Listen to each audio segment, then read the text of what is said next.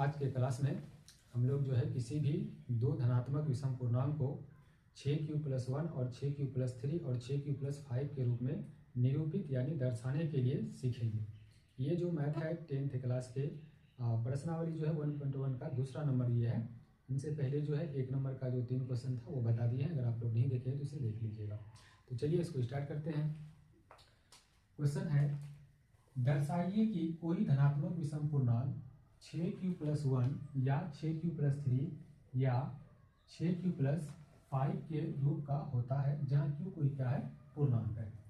तो चलिए इसको हम लोग जो है दर्शाने के लिए सबसे पहले हम लोग क्या करेंगे, हल लिखेंगे। हल में लिखेंगे माना कि दो धनात्मक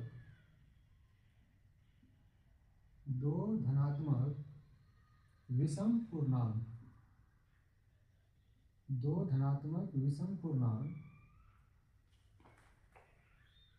a तथा b के लिए यूक्लिड विभाजन परिमेय से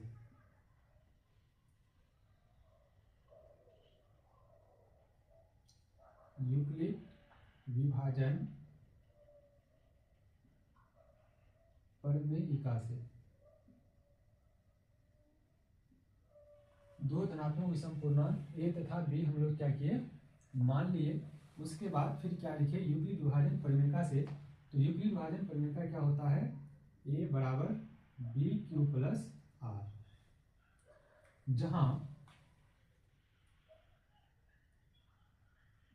जहां r का मान 0 से बड़ा या बराबर लेकिन b से छोटा, इस प्रकार से लिख देंगे।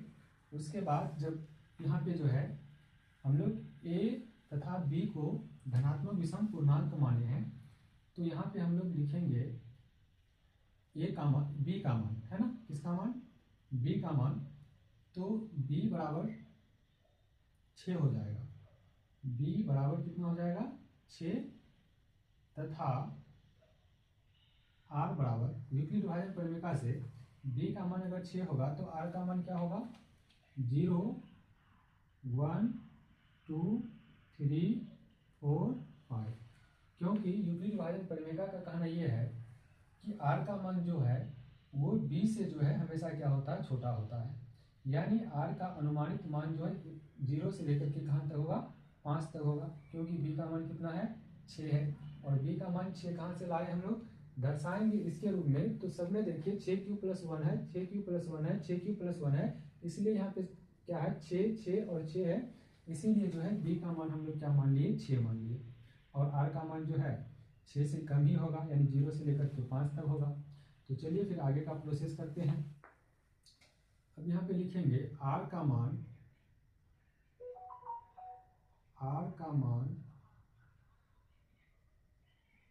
क्रमशः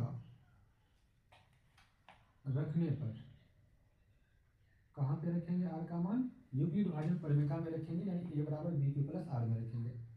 तो a बराबर b कितना है, 6 है, तो 6q+r का मान पहले 0 रखेंगे, ठीक।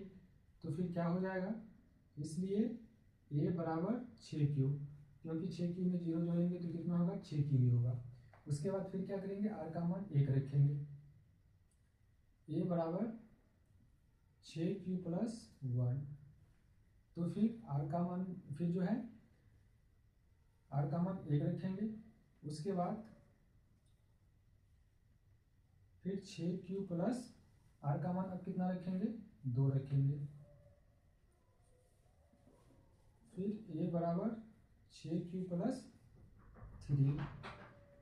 फिर a बराबर 6q+4।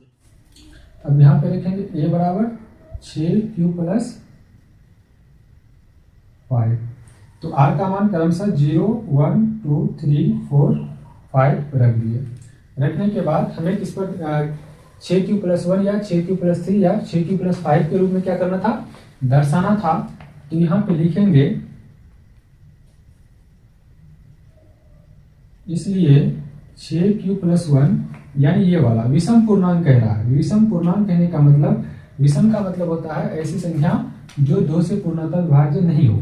और यहाँ पे देखेंगे हम लोग 6 को 1 से अगर हम लोग जोड़ते हैं तो 7 होता है, यानी 6 + 1 कितना हो जाएगा, 7 हो जाएगा।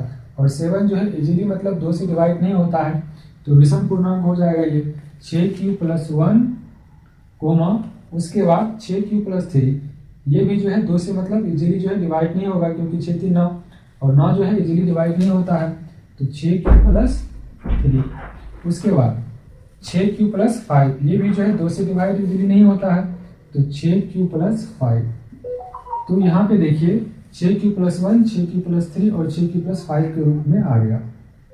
इसलिए 6³ + 1, 6³ + 3 और 6³ + 5, यह 6³ + 5 एक